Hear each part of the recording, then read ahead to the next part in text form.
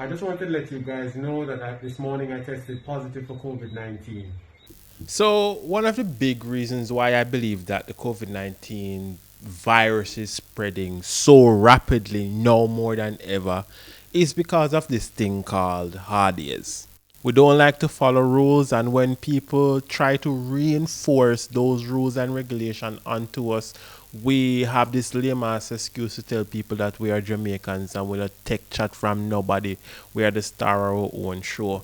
And that's fine. But just take a look at this chart for a second and you will see for yourself that this is cause for concern. The shit has hit the proverbial fan, people. We are now in the phase potentially of community spread.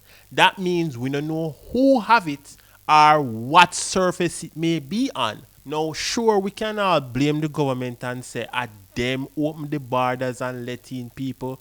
And you would be right, and we will deal with them later. But the truth is, people, we cannot close our borders. We cannot afford it. And when Andrew telling us that is like chopping off your nose for spite your face, that is just the truth. We have to balance lives and livelihood, but we have to listen at the same time. You go half a tree, you go downtown on any given day, and you see for yourself, people just not observing the necessary protocols. Nobody no know one name social distancing. And the truth is, me no know if them people are even wash them hand. And I am not afraid to tell anybody that if them come too close to me, I go sneeze on them. Of course, I won't do that, but it's to reinforce the fact that we are still having a pandemic. COVID-19 is the great equalizer. It no care who you be, what skin color you have, or where you come from. You will catch it and you will be affected by it. This is a time to remind us though that COVID-19 impacts everybody. It doesn't discriminate. So we need to take this thing seriously. We need to sanitize, we need to wash our hands, we need to wear our masks, and we need to social distance. So that's Chris Deering, my former boss, a man who I know to be very clean and very meticulous. And if he can catch it, trust me, anybody can. So here's some harsh truth. We don't have a lot of ICU beds here in Jamaica.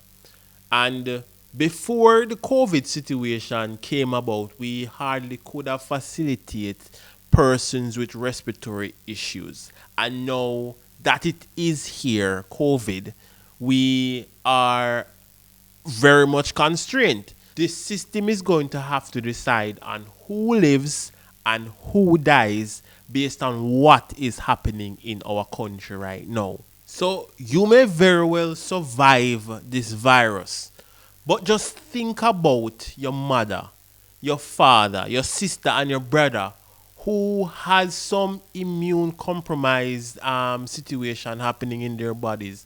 And by virtue of you carrying home this virus, bloops, light out for them.